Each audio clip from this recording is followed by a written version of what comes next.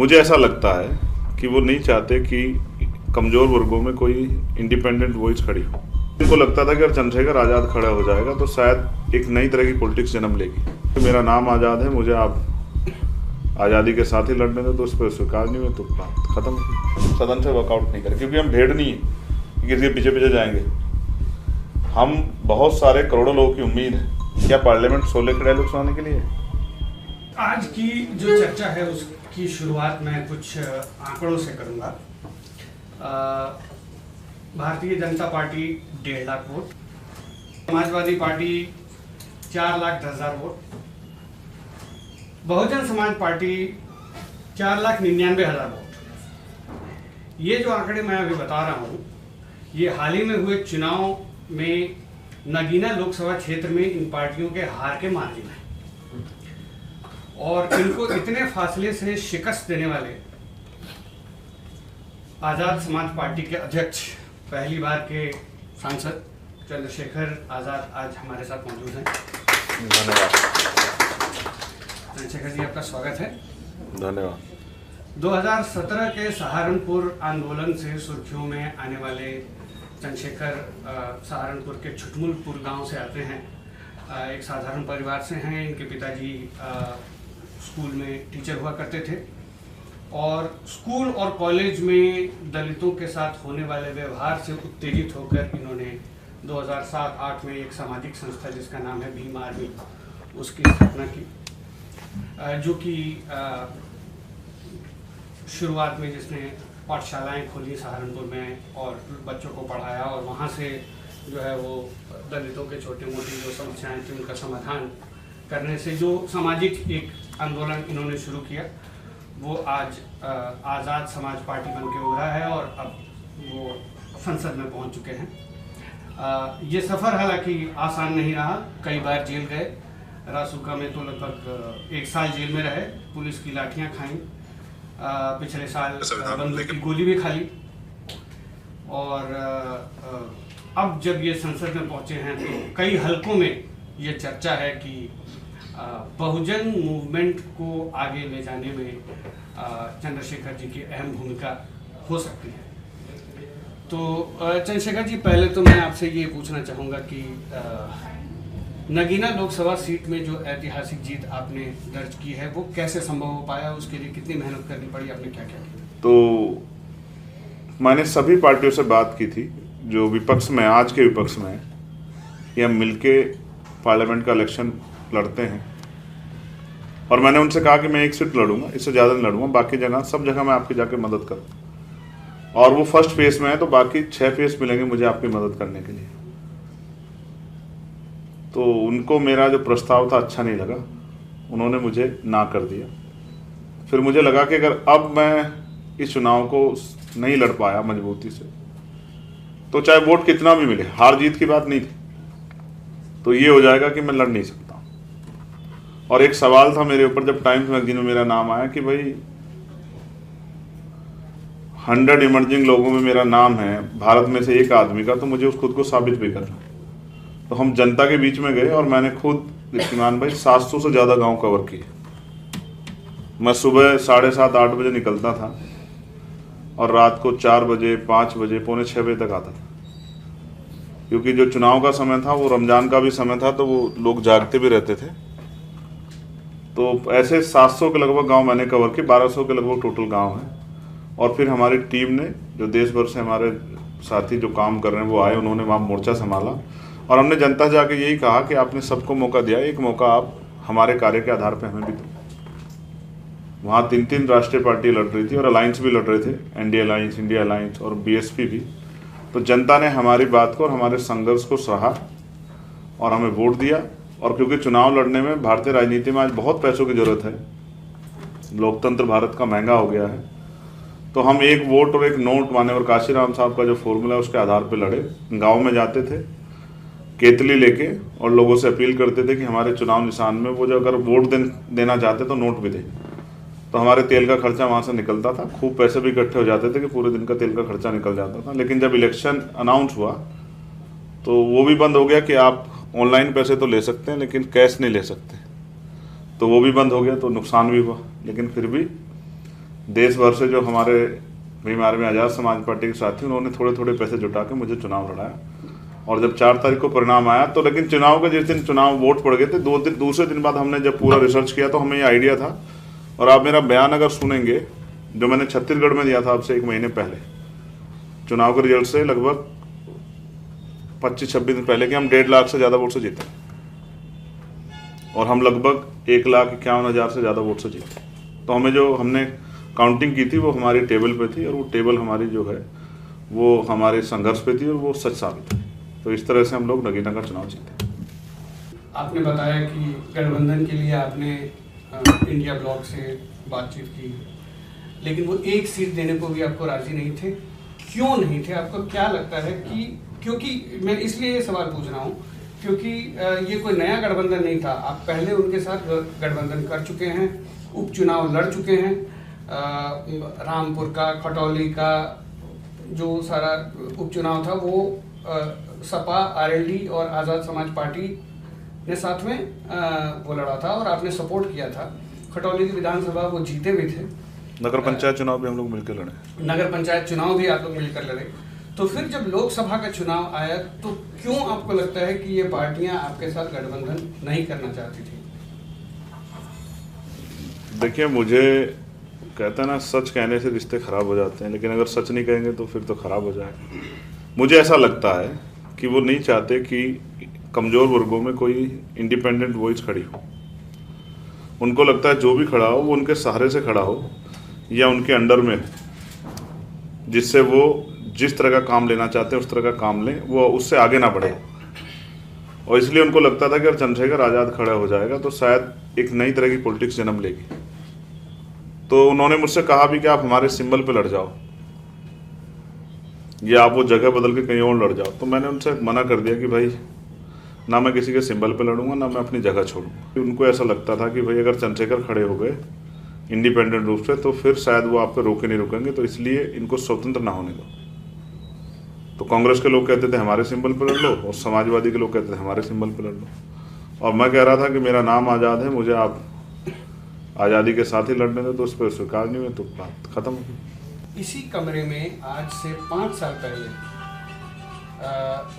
बैठकर आपने खुद पर चुटकी लेते हुए एक बात कही थी कि भाई मेरे जैसे नाकारे की जो है वो पॉलिटिक्स में कोई जगह नहीं है, और मैं तो एक सामाजिक कार्यकर्ता बन के ही रहूँगा, और मैं दूसरों को तैयार करूँगा कि वो सामने आए और युवा सामने आए और वो इलेक्शन लड़े। तो इन 5 सालों में ऐसा क्या गुजरा, ऐसा क्या हुआ जिससे कि आपने ये डिसाइड किया कि न सिर्फ मुझे, उस वक्त आपकी पार्टी भी नहीं थी, सिर्फ भीम आर्मी थी, तो ऐसा क्या हुआ कि आपने ये डिसाइड किया कि मुझे अब एक पॉलिटिकल पार्टी बनानी है और मुझे खुद चुनावी मैदान में उतरना पड़ेगा? देखिए, जो आपने कहा वो सत्य है।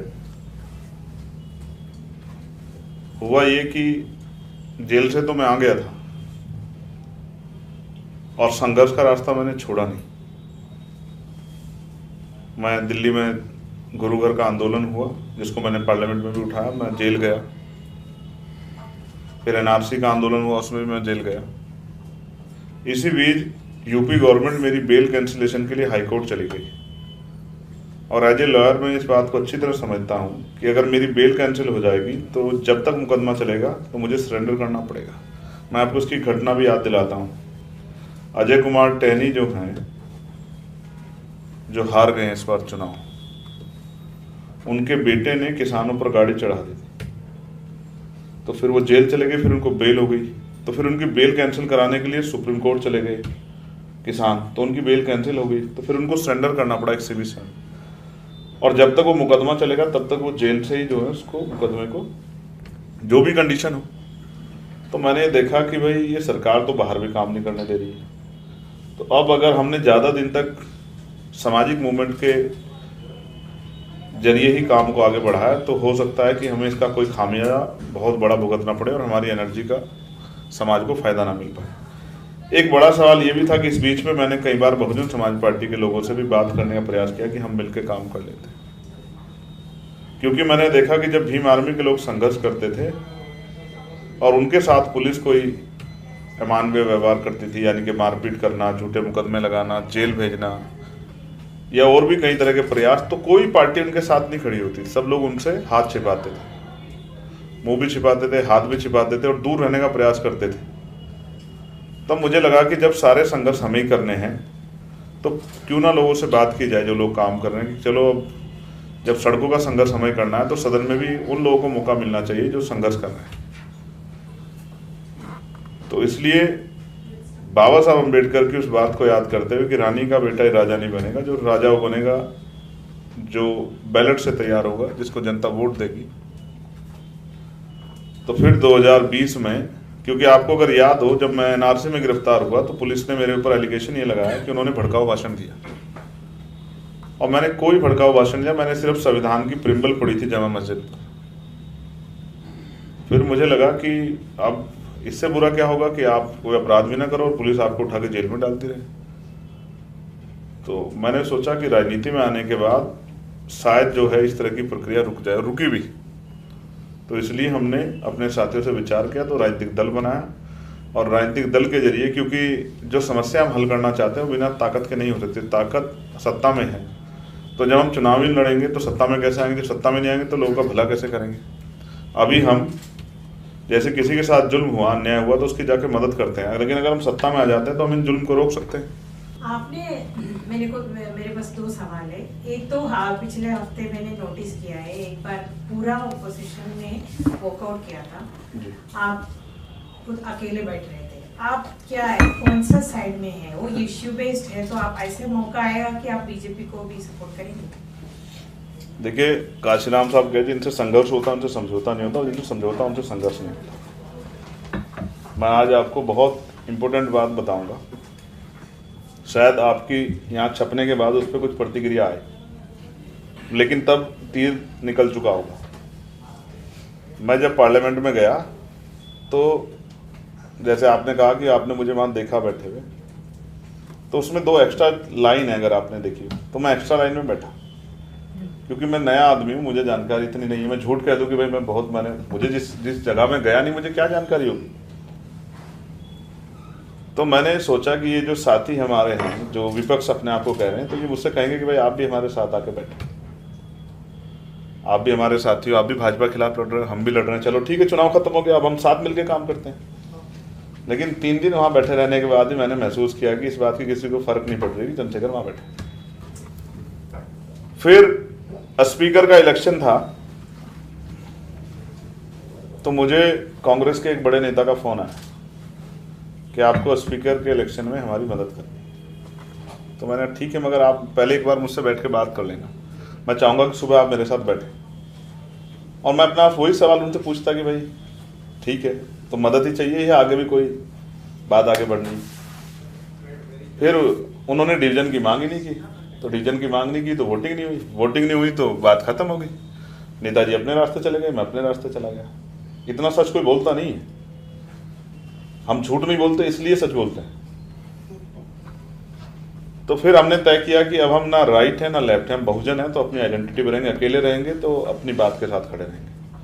अगर कोई गलत होगा तो उसका विरोध दर्ज कराएंगे, और अगर कोई अच्छी बात होगी तो उसको सुन के समझ के फिर अपना फैसला लेंगे। तो इसलिए हम सदन से वॉकआउट नहीं करें, क्योंकि हम भेड़ नहीं है कि किसी के पीछे पीछे जाएंगे। हम बहुत सारे करोड़ों लोगों की उम्मीद है, हम अपनी पार्टी के वर्कर हैं, लेकिन हमारे लोगों के हम नेता हैं। तो अगर हम किसी के पीछे चलेंगे तो उनके सम्मान के साथ खिलवाड़ होगी। तो इसलिए हम बैठे, अगर कोई भविष्य में कोई बात करेगा तो सह सम्मान बात करेंगे। इसलिए हमने कहा कि अब हम किसी के घर नहीं जाने वाले कि आप हमसे अलायंस कर लो। 2018 में जब आप यहीं बैठे हुए थे, तो उस वक्त आपने एक वक्तव्य दिया था, जो कि मैं अभी कोट करता हूँ। आपने कहा था कि ये मंदिर बनाकर तो दिखाएं, फिर संविधान समर्थक बताएंगे तुम्हें कि कैसे चलेगा ये देश। आपने ये भी कहा कि ये लोग संविधान बदल देंगे, और जो लोग संविधान बदलना चाहते हैं हम उनको बदल देंगे। क्या दलित समाज में ये जो, अगर हम सुर्खियां देखें तो उसमें ये संविधान वाली बात जो है ये चुनाव के समय आई, और उसके बाद फिर इसकी काफ़ी बातचीत हो रही है। लेकिन क्या ये जब 2018 में आप ये कह रहे थे, तो क्या दलित समाज में उस वक्त से इस चीज़ का भय व्याप्त था?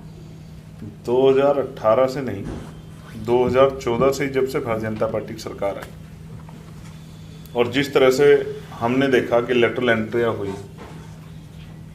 जिस तरह से निजीकरण हुआ, तो संविधान जो अवसर देता है उन अवसरों को ही आपने वंचित वर्गों के लिए लगभग खत्म कर दिया।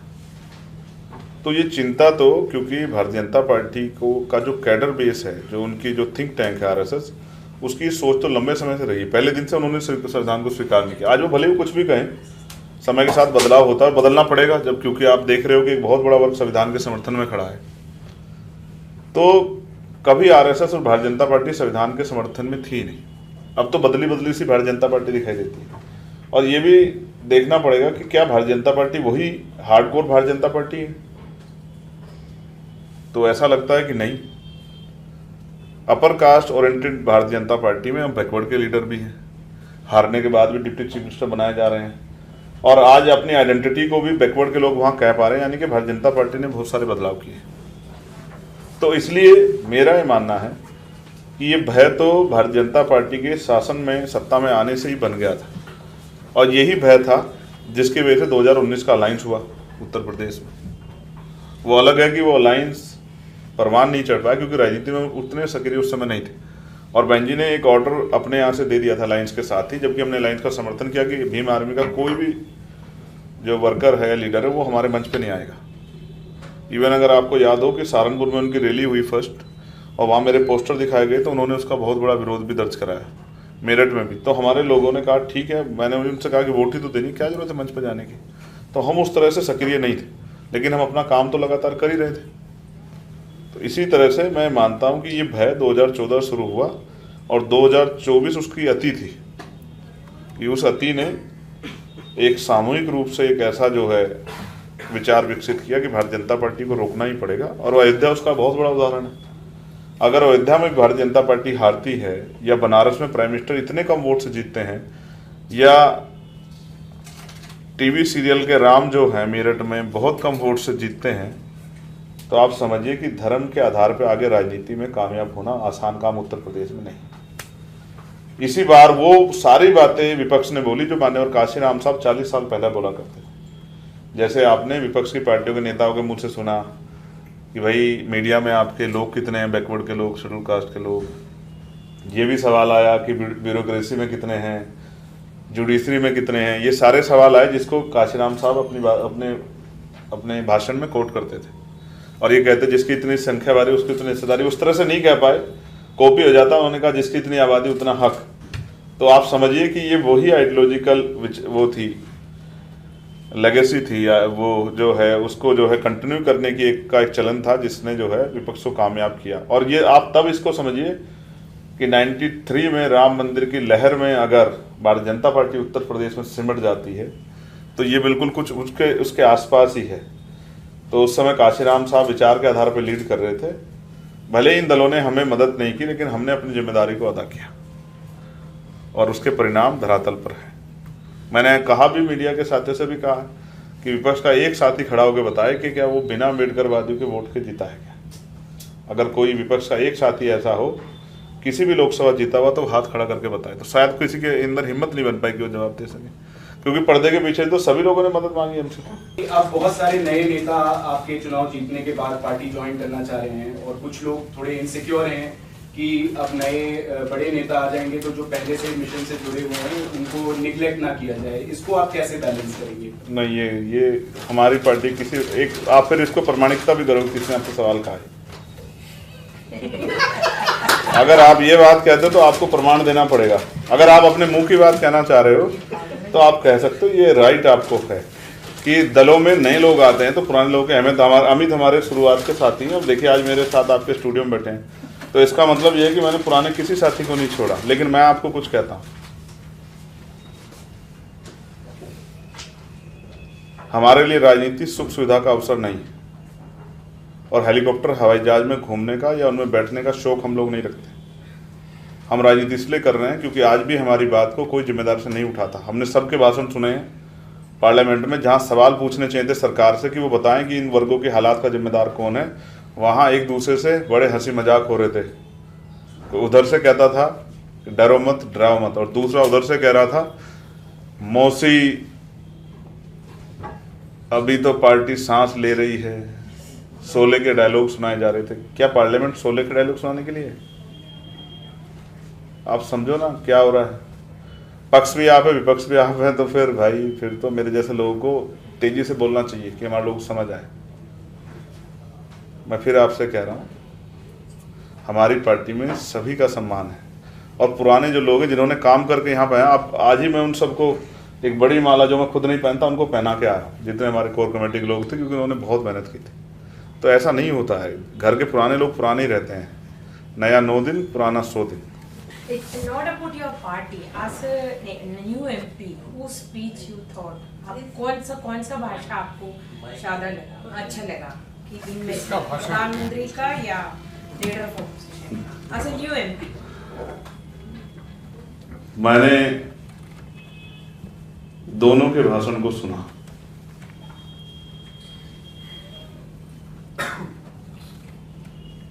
और दोनों ने अपनी अपनी पार्टी और अपने अपने एजेंडों पे, अपने अपने विषयों पे बात की, लेकिन मुझे सबसे ज्यादा अच्छा भाषण अपना ही लगा।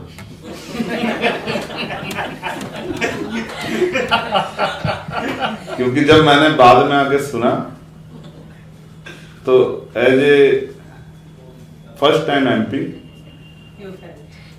मैंने अपने बहुत सारे मुद्दों को बहुत कम समय में रखा, और मैंने कोशिश की कि कोई हंसी मजाक ना हो के वहाँ बुनियादी मुद्दों पे बात हो, क्योंकि वही एक पटल है जिस पर भाजपा जवाब देती है और कहीं नहीं देती जवाब। प्राइम मिनिस्टर ने जितने इंटरव्यू चुनाव से पहले उस चुनाव के बीच में किए, शायद ही 10 साल में किए, और ऐसा लगता है जैसे वो सफाई दे रहे हो कि संविधान से, आरक्षण से, कमजोर लोगों से बड़ा प्रेम करते हैं। तो इसलिए मुझे अपना भाषण बहुत अच्छा लगा, और मैं इस बात पर खुश हूँ, जो कमी है उसको दूर करूँगा। लास्ट सवाल, उसके बाद हम ये खत्म करेंगे। कांशीराम कई बार जो है वो भी चुटकी लेकर और कई बार गर्व से भी कहते थे कि हाँ मैं अवसरवादी हूँ, और मैं अवसरवादी इसलिए हूँ क्योंकि मेरे लोगों को अवसर नहीं मिला है, और उसको लेकर उन्होंने ऐसी कोई पार्टी नहीं थी जिसके साथ गठबंधन नहीं किया। सपा हो, भाजपा हो, कांग्रेस हो, इसके साथ गठबंधन करके उसकी सरकार गिराई, उसके साथ गठबंधन करके इसकी सरकार गिराई, उन्होंने सारे गठबंधन किए।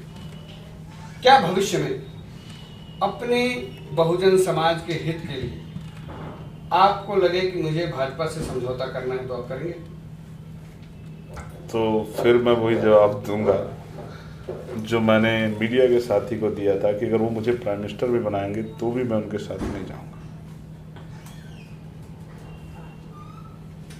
क्योंकि मैं समझता हूं वो पद देते हैं, पावर नहीं देते, और जब पावर आपके पास नहीं होगी तो आप अपने लोगों का कोई भला नहीं कर सकते। व्यक्तिगत अगर मुझे अपने बारे में सोचना है और मैं अपने लिए कुछ चाहता हूं, मेरी कुछ इच्छा और मैं इस वजह से कहीं जाना चाहता हूं, तो ये बुरा है।